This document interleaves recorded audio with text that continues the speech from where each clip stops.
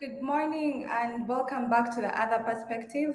A big thank you to all our viewers for always sparing time to tune in every Wednesday. I'm Elizabeth Karunji and I will be your host for today. So, yesterday, Uganda joined the rest of the world in commemorating International Women's Day. This year, we are working with two themes. The UN theme is Gender Equality for a Sustainable Tomorrow, and the global theme is Breaking the Bias, Imagine a Gender Equal World. In the case of Uganda, one can urge that unlike other international days that the country commemorates, for the sake of it, when it comes to Women's Day, there have been some gains made. For example, women constitute 43% of the current cabinet. Women occupy prime positions in government, such as the office of the vice president, prime minister, deputy speaker, and serious government parastatals such as UNRWA, KCCA, the IGG, and most recently, a woman has been appointed to chair the board of the Uganda Airlines. However, there is a school of thought that believes that having women occupying prime positions has not translated into women empowerment. For example, electoral spaces remain overly masculinized. Women are not able to own property, and government continues to pass policies that are gender blind. The question is why, and what does the future hold for women? This week's topic on the other perspective is breaking the biases against women in politics. And with me to interrogate the thing behind the thing that is the thing are three gallant women. Two of these are former candidates. And let me begin my introductions with Queen Amolo Dorothy. Dorothy is a former MP candidate for Yam South in the just concluded elections. Dorothy, you're most welcome to the show. Thank you for sparing your time. You told me earlier that it's 3 a.m. over there, and we're really thankful that you spared your time to discuss these national issues. You're welcome to the show, Dorothy. Thank you so much, Elizabeth. Mm. And second, with me, we have Lillian Babirie. It's also her first time on the show. Lillian is the executive director for Network of Women in Politics, and she's also a former MP candidate for Chadondo East in the 2016 elections. Lillian, you're most welcome to the show. Thank you, Elizabeth. Happy to be here with you today. Thank you. And lastly, we have Priska Wanyenya. Priska is no stranger to the show. She's a usual panelist on the other perspective, and we're so grateful that you spare time every Wednesday. And thank you for joining us once again, Priska. You're most welcome. Thank you, Elizabeth. I am shocked that you found all these women to be on the show. It's Women's Day, and deliberately decided to have an all-women panel, and I'm very excited because this has never happened before. Oh, really? Yeah, we haven't I've been had lonely. I've been lonely. It's a gender inclusive. Priska's being by herself. Well, so let's get straight to it.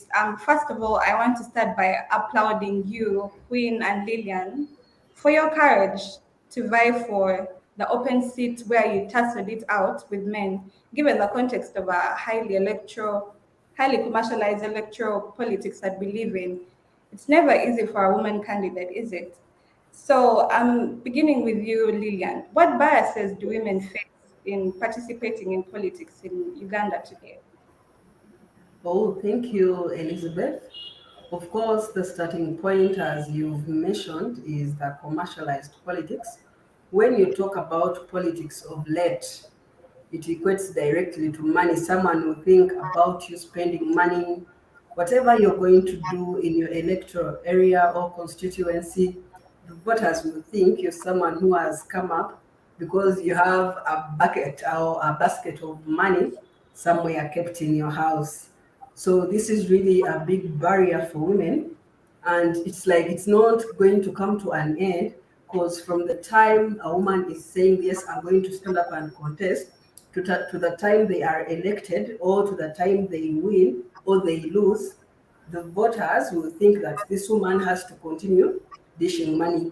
We are seeing it right now that there are many women MPs that won, but when you have a closer discussion with them, they will tell you, I'm really not saving enough because their constituency demands, their demands from family, their demands from people that think they worked hard for you to go to parliament, the agents and all that. So you find out that as much as women are joining politics, there are so many barriers that are really affecting them in terms of finances. In the long run, they are failing to save and also establish themselves. We also have another barrier of internal political party politics that is really barring women from going higher. The godfathers in politics, where they think that a woman is not supposed to come up and take on personal decisions. A woman is not supposed to go to the media without consulting party leaders. There are even women that are thinking now, they are planning, me, I don't have to do much right now. I'll sleep with one or two male leaders and get a ticket. I'll sleep with one or two male leaders and get posters. So it all relates to patriarchy in political parties, and it's really a big barrier. We have low confidence levels for women, of course. As you may very well know, there are women that are really still very, very inconfident. They do not come up and like go to media. They do not want to come up and talk about issues at hand because they do not have the confidence. Whenever the media houses reach out to them, they'll give excuses. I'm sick, I have traveled. So all that relates to low confidence levels, low analytical skills. Women do not research. So someone cannot come to defend something or talk about an issue at hand because they do not have the information when they are asked back. Then we also have the pull her down syndrome. It's really happening, whereby women want others to go down as they are also down. So that one is really also eating up women in politics, where you find that someone won a position and others are busy backbiting her instead of supporting her. It is also vice versa. We find that there are women that have gone up, they've broken the glass ceiling, but they are not willing to help other women. They want to be on top alone. We are seeing that so much in different political parties, where the newly elected MPs no longer want to mingle with these ones that did not make it to parliament. Wow, thank you, Lillian. That's a handful, and it clearly shows us that we have a lot of work to do to Yes. achieve what we want to. So I'll move to you, Queen. Um, I want you to take us through your experience during your campaigns, especially. I'm assuming it was your first time to contest. You'll correct me if I'm wrong. Okay, thanks so much, Elizabeth. Before I even take you through the campaign, I want to make sure I don't lose focus of the title. How can we break the biases against women in politics? Now, to me, before I even give out my own opinion, I want us to define what are these biases? Like, what are they exactly? Before a woman joins the politics, what is the society thinking about? Before a woman makes that decision, how many barriers will she have to break before she even makes up her mind to go into politics? Bias number one, correct me if I am wrong. The woman is not programmed to be a leader naturally. Go through the Bible. The Bible is the most sold book in the world. They have sold more than 50 billion copies. But the Bible maintains over 150 times that the man is the head of the family. And over 150 times that the woman is supposed to be submissive. Now, you see, that standard is already set for the woman. And remember, everybody in Uganda, like 90% of every woman goes through the church system where they have to know their place. That is the biggest barrier. The women are not prepared for leadership. They're prepared to be in the house. That is why up to now, by the way, there is no female pope. There was a female pope that is considered to be a myth, Pope Joanne. And there is no archbishop. There is There is no leadership that is ready, especially in the church where the majority of the women are groomed. They know they should know their place. And how do we even break that barrier? How do you break that barrier without actually rewriting the entire Bible? You're going to write something. How do you break that barrier without having the first female pope elected?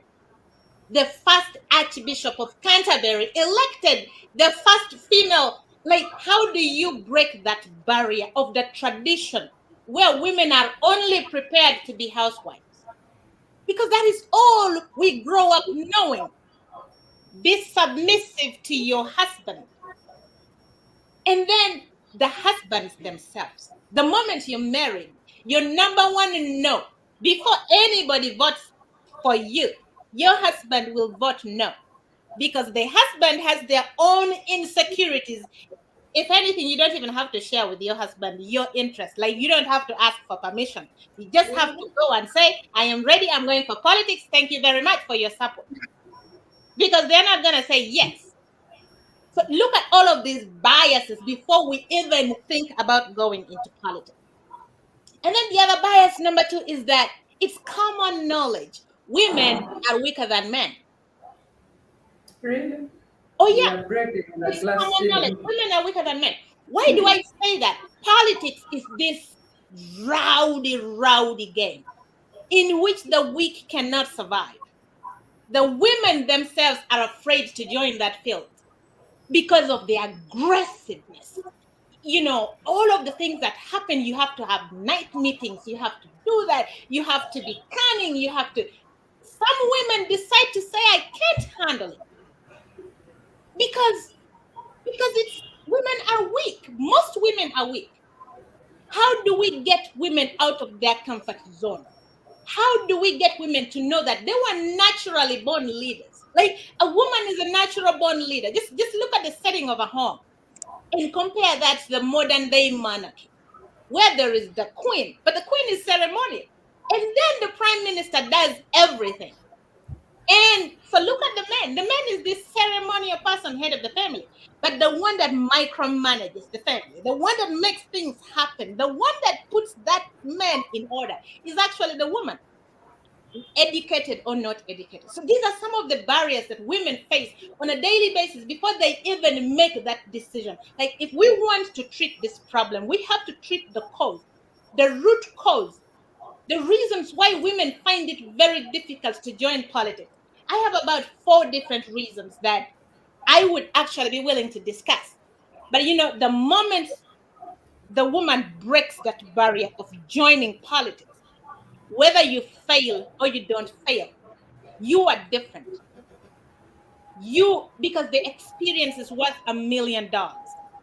And so let me discuss with you another barrier, like 2 other barriers that I think we have to break first. Traditionally, there are so many responsibilities that women have to face. Imagine you are married, you have to take care of your home, you have to take care of children, you have to give birth to and you have to cook, and you have to manage the home, and then add the responsibility of politics to it. Before the woman joins politics, she is already overwhelmed. We are multitaskers. But even if we are multitaskers, politics is like beyond. It's 311, number 1 heavy load.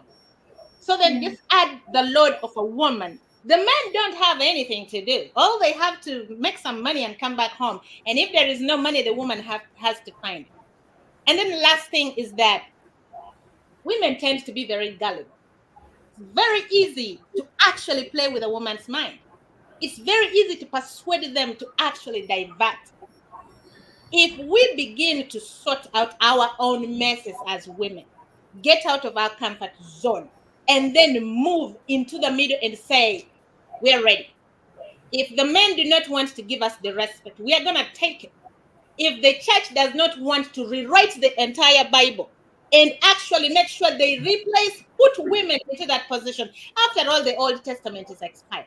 How about we write our own Bible and then put women into positions of responsibilities? I am a Christian, don't mistake me. But I am seeing that women have been left out intentionally. So the next time somebody should propose, so that there's a pope that's a woman sitting up there instead of like men, and then women are nowhere to be seen. Very solid points, Queen. Very solid points, and I 100% agree with everything you've said. Thank you for breaking that down very articulately. However, I would also want you to be more specific because the viewers out there want to know what did you face? Okay, so when I joined that politics, Elizabeth, the other challenge that people have out there, they join politics and make it a do or die. I didn't join that politics to win.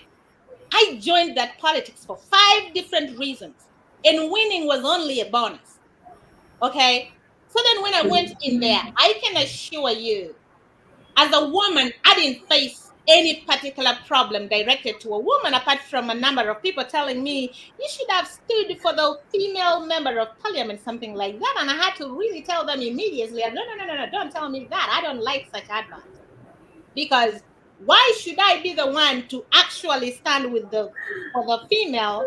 And yet in my home, I am managing men, grown-up men. I'm managing them, and I'm doing a good job.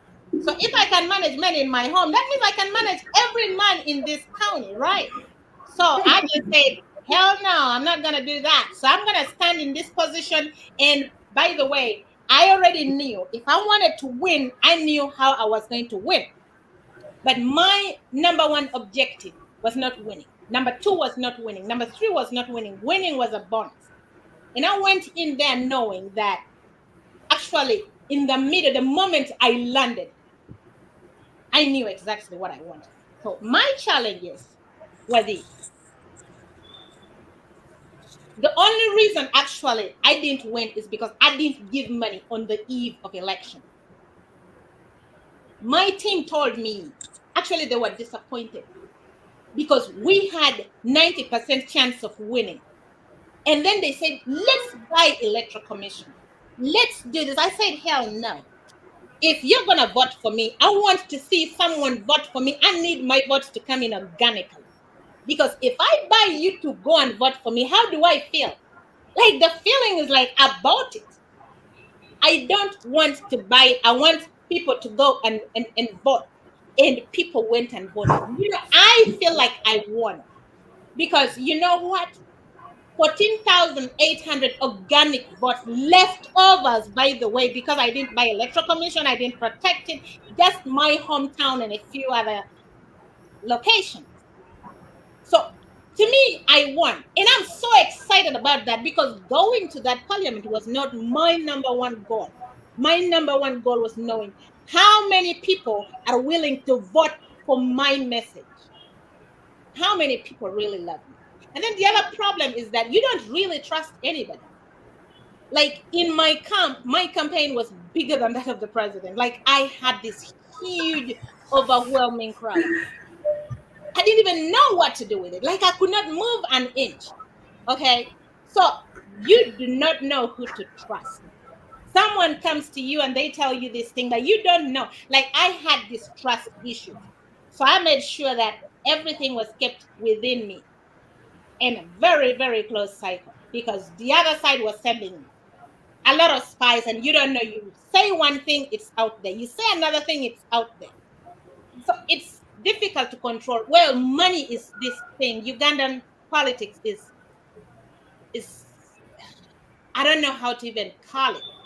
Because if you don't give the money, people might not vote for you. Though I still have some hope that it's not about the money.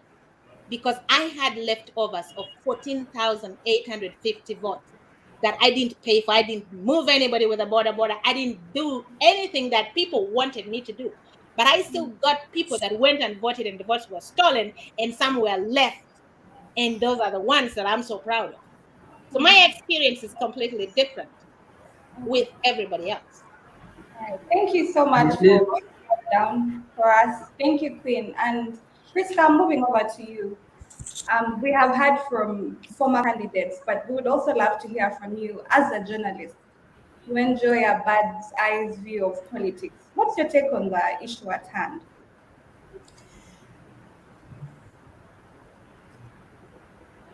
Thanks so much. Thanks so much, Lisa. So when both Lydian and Quinn were talking about their experience, it reminded me of of the experiences the fellow politicians have made, because Agnes Nandutu, who is currently a state minister, said that during her campaign, one of the biases her voters had, the reason as to why they asked her to move out of people do that. They told her she cannot contest because she has no husband. She's a single mother. So that was one of the challenges Agnes Naruto faced, that she has no husband. So there is no way she's going to govern people on her district who already have husbands. And the other experience, one other lady called Rose Mutoni from Bubulo said there is a perception in Uganda that direct seats are reserved for men, because the women MPs are supposed to stand for district woman representative. And this was the case of Rose Mutoni, who was told that if she wants to contest on a direct seat, she has to start putting on trousers. Because and remember, she was initially on a direct seat from Bubulo. I forgot the particular constituency. So she was seeking, I think, either the second term or the third term. So they told her, no, this time around, enough is enough. If you want this direct seat, you have to put on trousers.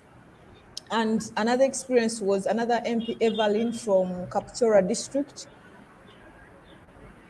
Her opponent used the fact that she was pregnant to decampaign her.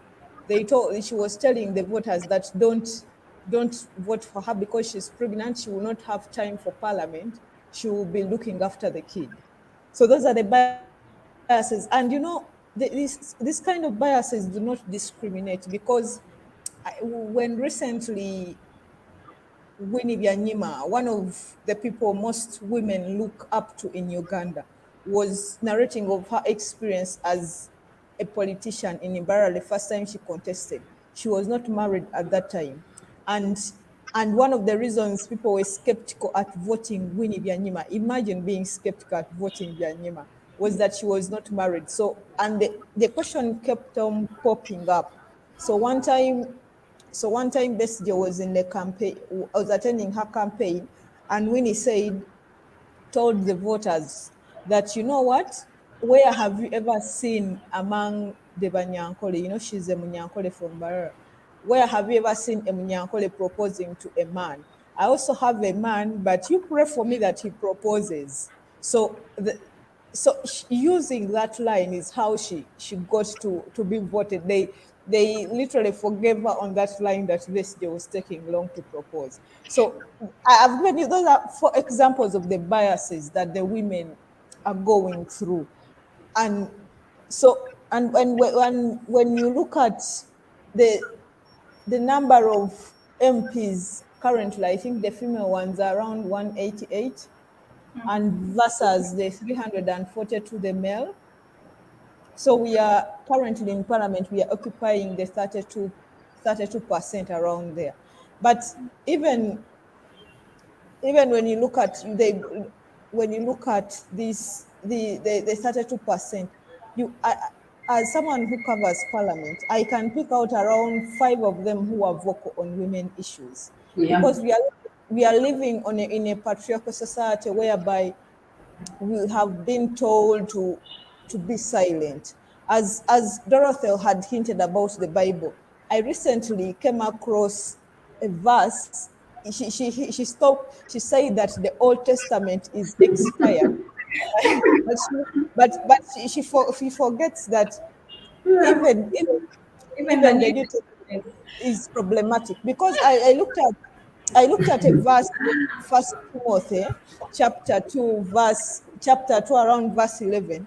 It talks about women being silent. Dorothy, you think you're angry at the Old Testament, Oh, it has but to be rewritten, really. The New Testament has to be rewritten. Yeah, yes, you go back and look at First Timothy chapter 2, the letter that Paul wrote to you. Get angry. The man is telling us that we should be silent, we should not be heads over men. Literally, the thing you cannot imagine Paul wrote. It's there in the Bible. Up to now, You women I will not see heaven. I just said you trust me, Lillian. Go and read that verse. You will not believe it. I shared that verse with my brother, and you know what he told me? Even non-feminists find this thing horrendous. So Yes. that and when Lisa was introducing the topical discussion today, she highlighted the different positions that women are occupying. But for us as feminists nowadays, we've moved away from celebrating the mere positioning of women in key positions. We go back into looking at what does Jessica Alupo stand for. Yeah. Exactly. What it's not a mere and even Jessica Alpo, does she have power? What does that position has give? You see, recently, I think last year, I'll forget, she tabled a statement on the teenage pregnancies. Mothers, yes. And since between 2020 to 2022 January to 2022, we've had 650,000 teenage pregnancies that were recorded by UNDP. And that because we do not have a particular register of where these teenage pregnancies are recorded. So the number could be probably higher. And these are the people whose whose future has been ripped apart because of the 650,000. How many of those? I don't think even 1,000 of those are going to go back to school. And like right now, education is our only hope for us to move out to the ladder if we are going to seek for economic independence. But we are having 650,000 within 2 years dropping out because in the middle of a pandemic. I feel like the pandemic has dragged us back to about 10 years from what we have achieved. And it's time for us to look at how we are going to reverse this. That's why activists are calling for sex education, for making abortions legal and everything, and to make sure that the stringent laws on rape and defilement are passed. We no longer use defilement, but even we had hopes in the sexual offences bill because we knew that this one was going to look at and protect our girls, but it was not assented to by the president. And just like that, so we had hopes in the sexual offences, we had hopes in the divorce and the succession bill. The succession bill has been passed, so it will help us kind of, especially when it comes to issues of inheritance, because it has been strict on saying all the children are going to supposed to have an equal share of the wealth of their parents. So that is a score point. So we are waiting for it to be assented to by the president. But when Lydian and Dorothy spoke about the finances that they have to face, one of the things that we hold dear as Ugandans is ownership of land. And when you look at statistics, they show that women in Uganda own just 28% of the land in Uganda. And and mo- and most of them have been able to buy it. Parents are still hesitant to pass over land to us because they know that we are going to get married and get land anyway. So, and yet we are owning 28% of the land, yet at the same time, we are contributing about 76% of the agriculture. So mostly the land that the women are using for agriculture is being used just for what? We are just, it's being leased out or rented out annually. So those are the things that we have to look at. But as the experience for politicians, I know that we have this thing of affirmative action, but we have to start looking at what does this woman stand for? What is her feminism? It's not a mere fact of a woman. We have these positions and we have to, so we don't have to be comfortable by in the mere positions, but the politics behind what are the ideas that person stands for. Yeah. Thank you, Priska, for elaborating that clearly. And you raised something that brings me to my next question, and this goes to you, Lillian. Yes. Yesterday, during the International Women's Day celebrations at Kololo Independence Grounds, President Museveni alluded to economic empowerment as the most important thing for women. Do you think women empowerment can be achieved through the parish development model? And if women become less economically vulnerable, will this translate to us seeing more women in politics? I think I'm one of those few people that believe that the parish development model is not going to do any miracles because we've had so many government structure programs like the PMA. These all came with good strategies, good work, and like selling points where you would think like now this one is going to take women out of poverty, the nuts and all that. But when you look at what has been delivered today, if you're telling me you're already launching the parish development model and the people that are supposed to be beneficiaries do not even know where to start from, do not know the procedure, do not know how to get the money, how to access it, how to make sure they are really benefiting, I think that is already a challenge. The other day we were with female MPs and they were telling us they were just going to get sensitized about the parish development model just this coming Friday. So if leaders do not even know what is taking place, how the parish development model is going to be carried on, what do you expect? What are we going to achieve? The money will come, it will be used for other things, and before you know it, they will tell you the money has been taken back because of maybe the end of the financial year. Then when you also look at the percentage that has been allocated to the women, we are talking about 30% for women. And this is maybe 30% out of 17 million may get to 5 million.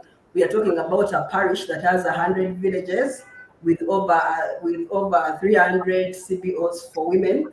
How are women going to share this money? I feel that maybe the allocations are really small and they may not really be impactful in terms of economic empowerment. The other issue I feel the parish development model, as it is being stated, it is so broad. It is tackling issues of infrastructure, it is talking about health, education, and it is the same money that are going to be used. So if you transfer 19 million, someone may think maybe the clerk or something may say maybe for us we are going to do infrastructure to better markets for women. So women groups may not benefit, but accountability will come through that the money has been given to better the economic empowerment of women. So I think this is something that also needs revision. Then we also need to ensure economic justice under the parish development model. We are seeing men taking away money for women. A woman will go get their money. Once they reach home, a man will be like, can you bring that money? I have some loans, I have ABCD. So how are we going to secure and make sure that the women are benefiting and are economically empowering themselves to make use of the money so that it is not doing some other things that it is not meant for? I feel we need to continue this debate.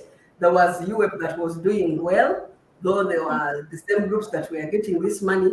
But this one is so broad that when you look at the NDP3 and the parish development model, you don't see a bigger difference. Yet this is supposed to be something that is explicit in addressing the economic empowerment needs of women. Thank you, Lillian, for that. And we're going to go in for a short break and we'll be back shortly.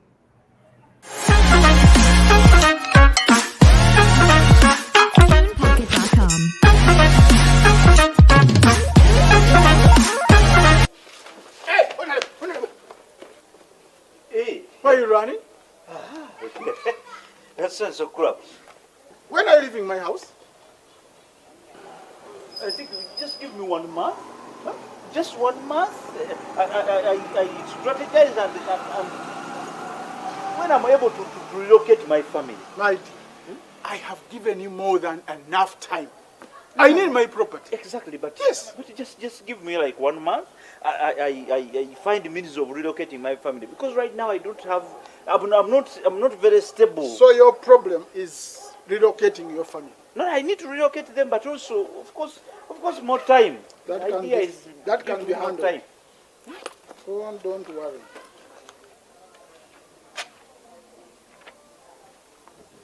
That should be enough to settle you down. Anyway, thank you. What is he doing in my home? I own this place now. Madam, you have 3 days to vacate. What is the meaning of this, Nathan? I'm sorry, Beatrice. I've sold this house. Without my consent? No. I'll fight this madness. No, Beatrice, please. Beatrice, please, Beatrice. That man is very connected. He's very powerful. Please, let's not go there. Besides, he has given me a check. We can start from here. We can really start from here. But why? Why would you do such a thing? Beatrice, I had politics, campaigns. I had to use. I needed a lot of money to remain in the race. You borrowed money from this money lender to run campaigns? Didn't I warn you from taking such a move? We are unnecessary.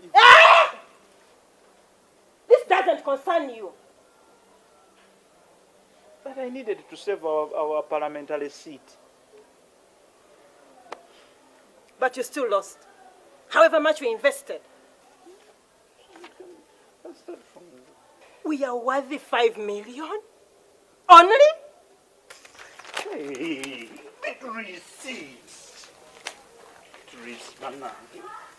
In politics, you fall and rise. You fall and rise. You can lose an election. So you believe you will rise again? Yes, I can win again and become a parliamentarian and put my life back together. Would you write another one? Hey, Beatrice! Please, Beatrice! Please don't leave me. Leaders like these are highly susceptible for political corruption and will not be service delivery oriented.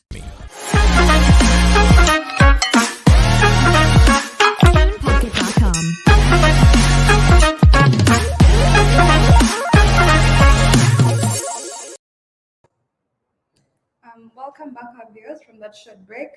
This is the other perspective. And before we broke off, the panel we had was taking us through the different biases that women face in politics in Uganda. And Queen, I hope you can hear me. I hope you're still on. Queen. Yes, I can hear you.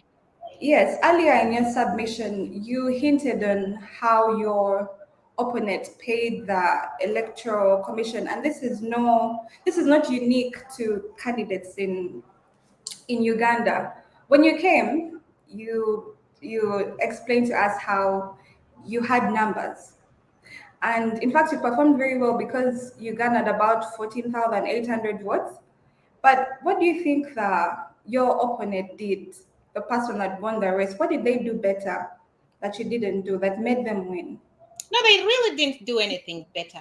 It's like when I went on the ground, I had my project to introduce to the people. And these projects are very close to my heart. So I went there to know where should I actually put these projects. And I wasn't just going to put my factory somewhere to a community I didn't really know would embrace my ideas. So I sold my ideas. When I sold my ideas, people bought them. And I told them the sub-county that votes for me the most would take a factory. I'll have a factory in a sub-county that votes for me the most. When it came to the eve of elections, because that is where elections are won, I had all the votes. I knew it. And I was supposed to pay electoral commission, and I said no. I am not paying anybody to do their job. I didn't care whether I won or not. I wanted people to go and vote the way they should. So I cannot tell you the other candidate did better because she bought every vote.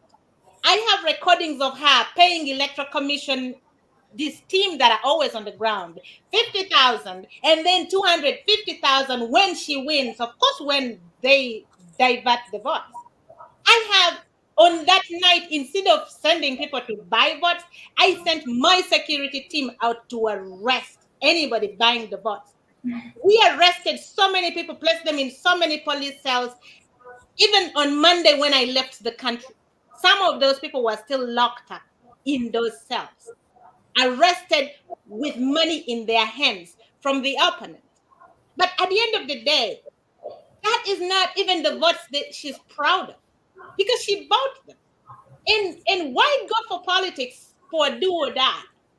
Politics, why leaders are failing in Uganda is because they put everything they have into politics.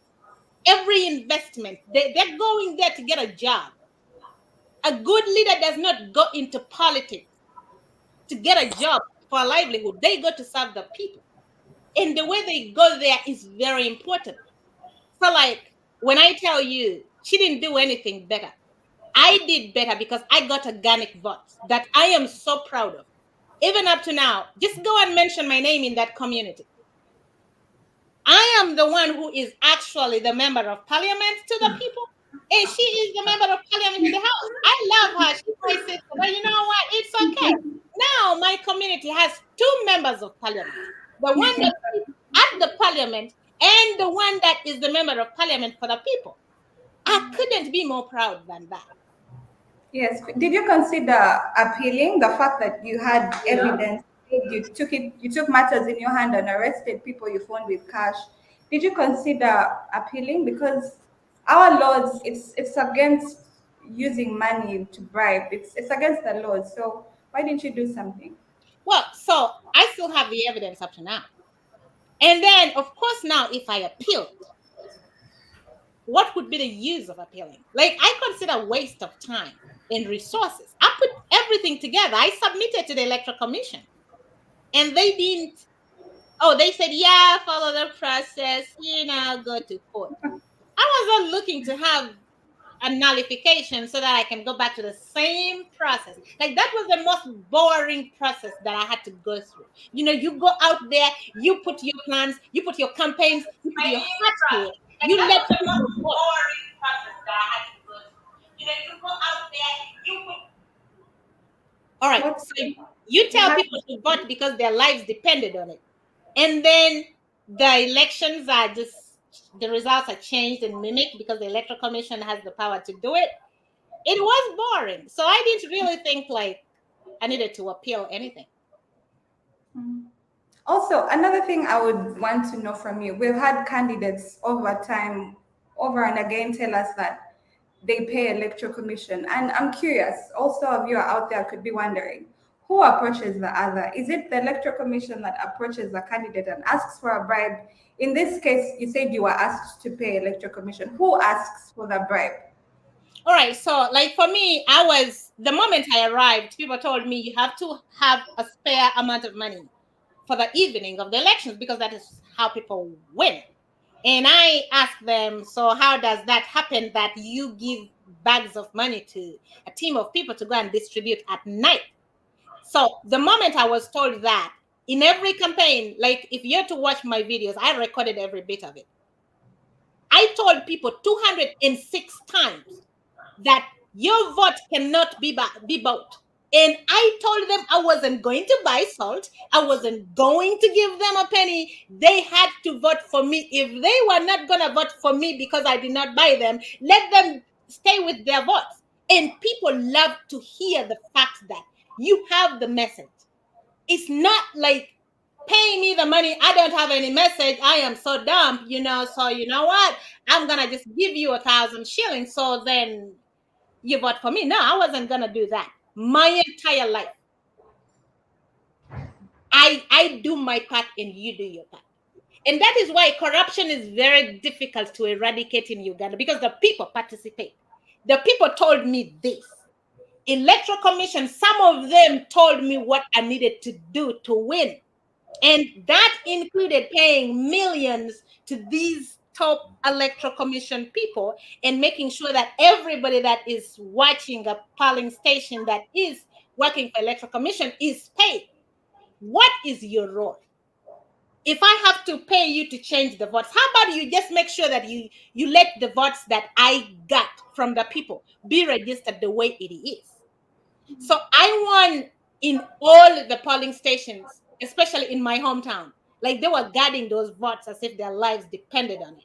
So I won in every polling station in my town.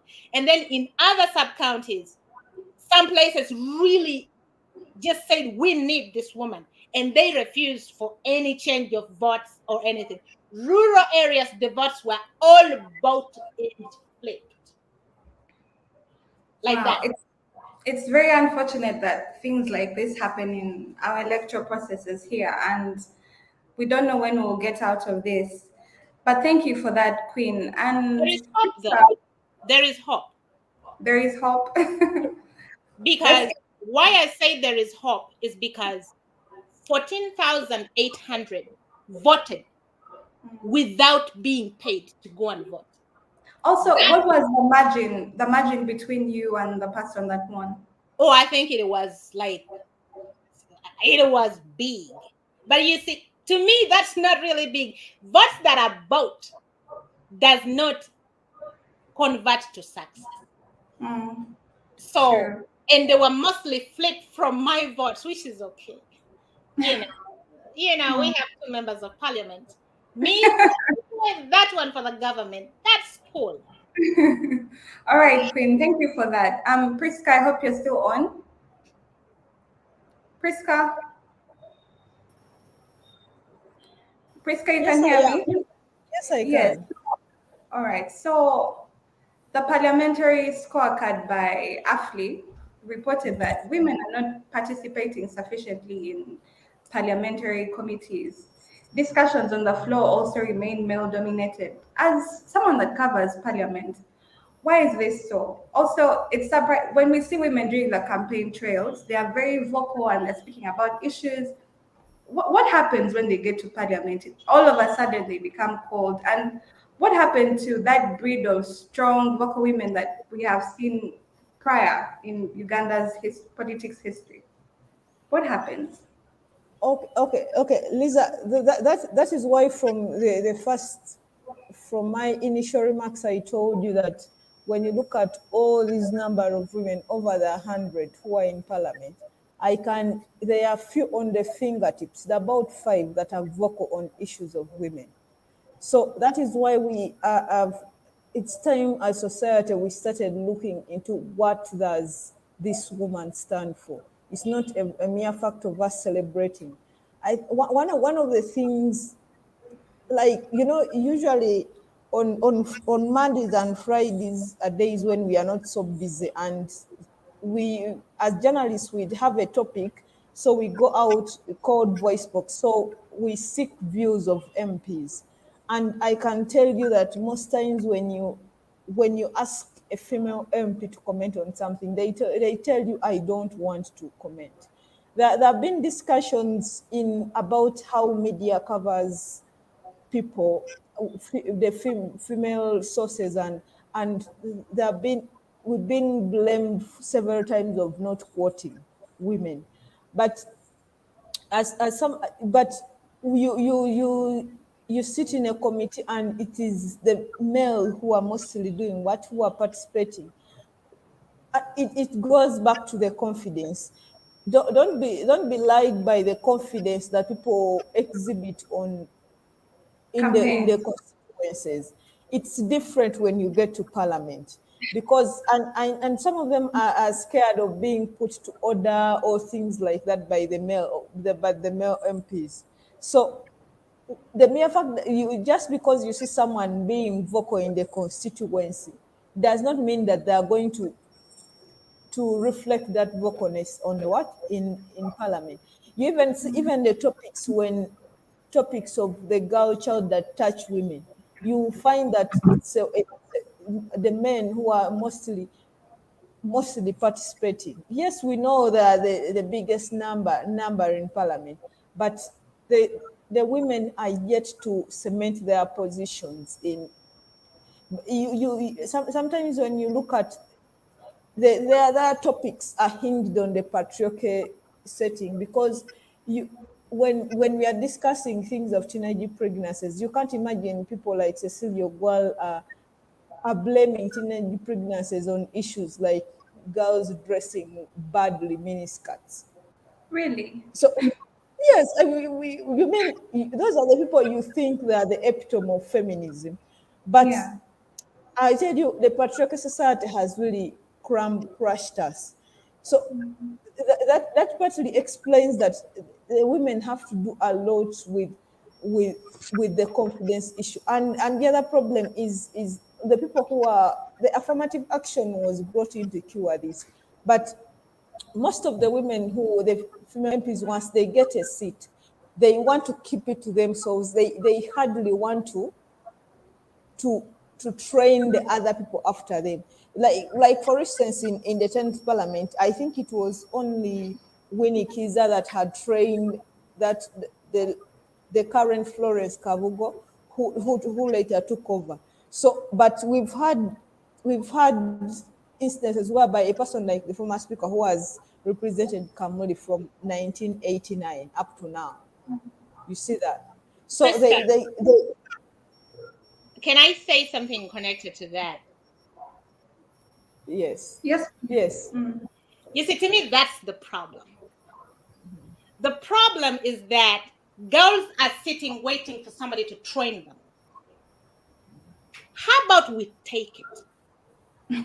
How about even if a child has given, even if a girl has gotten pregnant, that was an accident. Okay, wait, give birth, and go right back to where you stopped. Let's stop trying to blame other people for our weakness. Let's go and take it. Let's prove to the world we have the content. You see those female members of parliament, they are not talking not because they are afraid. Yes, low self-esteem, but they lack content.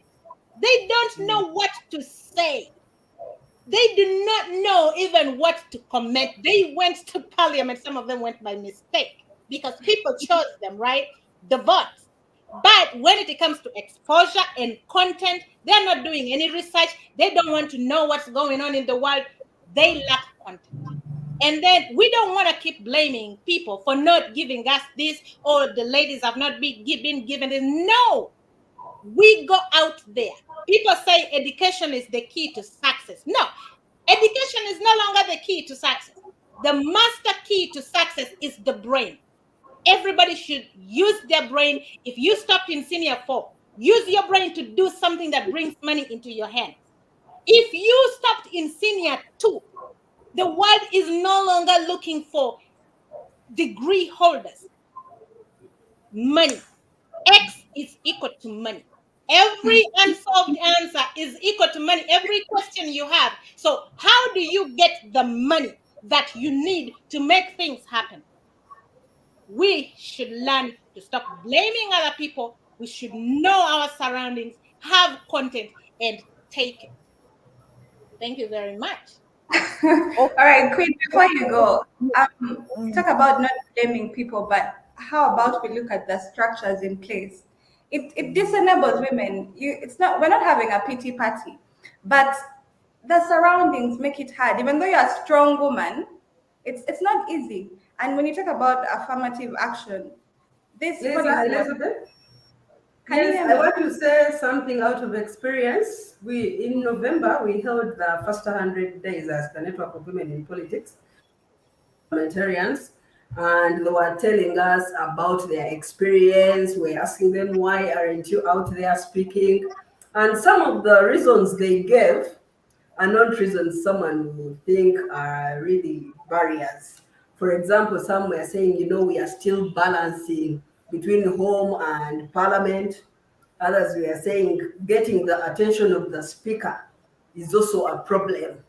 You have to first go to the speaker's office, register what you want to say on the floor of parliament. At times it will be rubbish. The other day they will tell you, okay, first go to someone's office. It needs a bit of fine tuning. So like someone is in parliament and they are putting up their hands for every session, but they are not given the opportunity. And before you know it, they are telling you, we have given up. We just have to come and sit, wait for our allowances and go. Yes, this is what they said. I even have a copy of exactly what they were telling us. Then So why you I do not want to argue with that cross-generational. Can you give me time? Cross-generational I'm not mentorship saying is it's a lie. it's not a lie. This was from female MPs. We cannot say cross-generational mentorship is not something that is good. There are so many women that are MPs because of Kadaga. They watched Kadaga years back and they're like, I want to be like her. They've interacted with her in workshops, in sessions. Winnie Kiza. I'm personally inspired by Winnie Kiza. Whenever I saw her talking when she was the leader of opposition, I was like, wow, maybe one day I can also be that.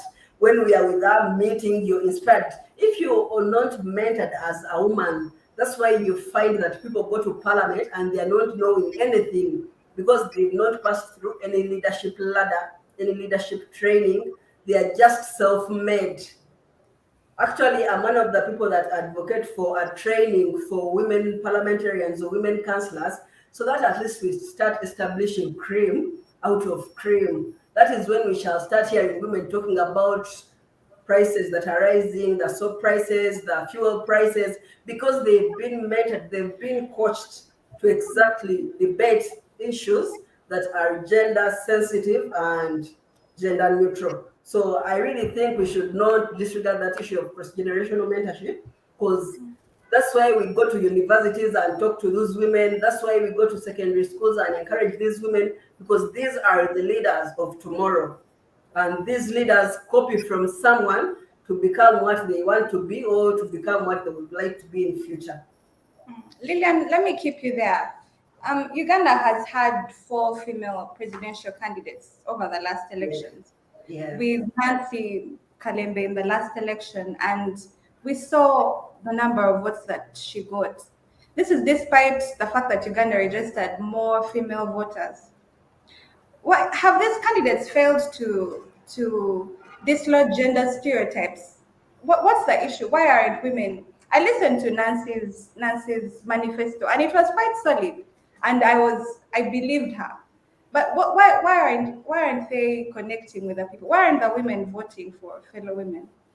I think the greatest barrier is women fighting fellow women.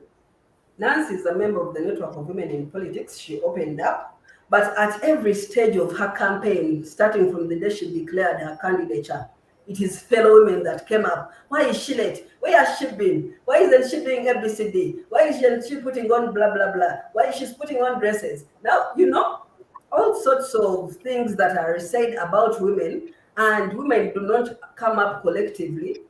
We have an issue where people think the paradox effect, actually, where people think maybe I should have been the one standing. Why is it Nancy coming up to stand? So those women start even feeling bad, start spreading the rumor. We had even put up a fund like to collect money for Nancy. As women, that did not mean that we belong to Nancy's political way of thinking or political party or something like that, but because we wanted to support a woman to come up and show that women can also lead the country. But what happened when Nancy failed to raise the nomination fees the first day? I attend to so many WhatsApp groups of women, and you see what the women were writing was really not so good. They were like, really, is it a woman saying this? Every day we are saying we want to see a female president in the country. So it starts from us. Women do not support fellow women. When they see a young woman coming up, they get inferior, they start imagining themselves. Then, of course, the patriarchy, where people feel, no, it's not yet the right time for Ugandans to have a female president. And the crucifixion, we would have more stronger women come up, but women fear opposition politics. You know the kind of country we are into now. Someone will offer themselves, before you know it, they are sleeping with someone, they've been caught in adultery, they are losing property. Nancy has lost property now, not because she was not able to pay, but because there are accumulated debts that come unknowingly and you're becoming something else. Your picture is being portrayed as someone who is not prepared. everyone was like, Nancy was not prepared. Why did she come? You know, all those things. So But was she prepared? Was she prepared? yeah, she was prepared. She was prepared enough. Without nomination Because fees. what you should know, Queen, canvassing Mm. this country to look for votes, the entire country, because there is no day she missed going into a district or an electoral area where she was supposed to be. That is the first phase of preparation. She had the content, as Lisa has said. Nancy, for me, if I was not voting anything else, I loved her manifesto. I loved the way she presented herself, and I loved her command. I know we are not going to get someone who is already there, but we need to build up someone because there are parties that are even building up. Anyway, I don't want to go there. No, but So how I many think people did she reach? How many people did she reach with that sweet message? it depends. You cannot say she felt to reach. You're one of the women criticizing a fellow woman. No, for me, I don't support a woman just because I have to support a woman. With me, you have to have. Now for you, you had the good message, but Be a there are other woman, factors that content, failed you. don't compete So with the men. I do That's not how I believe do it. in putting other women down. I believe in encouraging them that maybe this was the first time. The next time when you come, you can do better. That is the language, that is the message we should preach. But when we continue hammering someone, Lillian, your okay, we are internet. not prepared. Even if they want to come, be They like, should be prepared. If we want to compare to men, I we have to cannot be continue prepared. and I will not stand. So you get We a have newcomer to again I'm who going, needs mentoring, who needs I'm all going to that. have to cut you both, Lillian and Queen. We are running out of time. I see it's getting heated here, but we're going to Thank have you, to. William, Krista, and Lisa. Yeah, but before we go, just briefly from all of you, what can be done? We have talked about all these biases, and we know the problem. But what should we do to change I think this? let me start.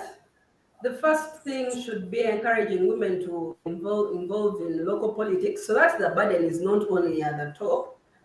So if we are having elections that are coming, the women council elections, let's encourage more women so that at least they handle some of those small problems that can be handled at village level, at parish level. I think that could be a solution. Still, I emphasize mentoring and providing tailor-made trainings. There is a time when we get trainings that are not so beneficial to women. They're telling you about the women's movement. Yes, you can pick a few, but there are trainings that women need that can empower them, like financial literacy trainings, how to manage finances in an election. I mean, those trainings empower women to come up and like compete favorably. Lastly, we should encourage cross-party platforms like the Network of Women in Politics, where women come and find that, oh, I'm DP, I'm NUP, I'm NRM, but we all have common problems and we can find common solutions. We are not isolated and thinking, oh my God, I'm in this party, we are not given a platform. But when women come together, they find solutions together. That is why for us, we are always preaching the sisterhood model to move together as women and sometimes put apart our political parties for better gender equality. Thank you, Lisa. Eh, Priska, you. So from the perspective of the World Economic Forum, it's going to take us about 145 years to attain gender parity in politics. 145 years is what we have. Those, I don't know how many generations are. So when you ask about the solutions, I think first of all, society has to believe women that we are capable of leadership. It's not the mere fact that somebody has a penis that qualifies him to be a leader. It's not the sexual organs you have is not qualifies you to be a leader. And the other thing is you have to pay women. We have seen this the pay gap. If somebody was profiling the pay gap in the UK, and it's astronomical. You'll find there are companies that are paying men higher, about 70%. You see that? And it was about 2 companies that were paying women higher. This is in the UK that we think. And on top of hiring and paying women, we have to protect women, come up with legislations that protect women.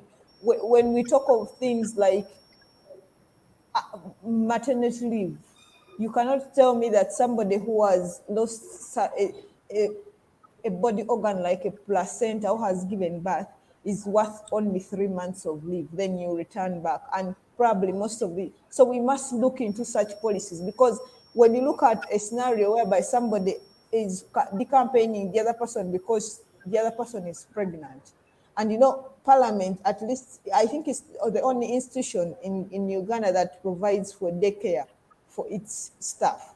So we want to see daycare in all organizations and schools. So those are the things we must be intentional about, the policies we want that are going to better lives of women, as women who are holding power. It's not about, we have been right from childhood, we are trained to look after, cook and everything. But society has now changed. We have to begin with the kids we are giving birth to, our nieces and our cousins, that the world is changing. So we must be intentional about what the world is changing, the direction that the world is taking. Because for us to achieve the 145 years for political parity among women, we must change the way we have been doing things, and realize that nothing is normal about the way we are doing things, and we should not be comfortable about the trend that we are taking as society. All right. Thank you so much, Priska, for that. And lastly, Queen, please give us your parting shot. Okay. So forgive me before I say this. Women, if women want to compete with men, they have to be prepared to take over. But the business of blame game, oh, we have been, this, we have been that. We are not going to take over the world with excuses. We are going to take over the world with content. We are going to take over the world with being prepared to take over the world. And all of these biases, we can flip them just by letting the men know that we are now here and we are ready to take over. And then we go after what we want by being prepared, by having the knowledge of what we want to present out there, and being resilient, not giving up. If we say A and a man says B, we say it's A. We insist. If we don't do that, and at the end of the day, women want to really make a difference in politics. Women have to build their own finances, because depending on a man's finances is the only reason women can't make it. You want to make an independent decision, you can't even get out and do it because you're depending on the man's pocket. How about we have economic and financial independence first? I don't put down women, but I am saying, if you want to compete and you are a woman, prove it. Because when the men go into politics, they know they have the resources, they have accumulated resources, and they have the message, and they're ready to go out there. If people say out there that, they're saying because I'm a woman, people were telling me all of those things, that, you're not married. Oh, yeah, but you see, the husband is not the one going to that parliament. It's me that's going to the parliament. So even if I am married, my husband is not coming with me to the floor of parliament. It's me. So you either trust my brain or you don't trust me at all. We have to stick to the message. When we stick to the message, when we go there prepared, the people know who is prepared and who is not. Thank you very much, ladies. Thank you, Queen, and thank you to all of you. It's been a very interesting discussion. I enjoyed every single bit of it, and I'm looking forward to us having this again. Thank you once again, and have a great week. Yeah. All right. Thank you.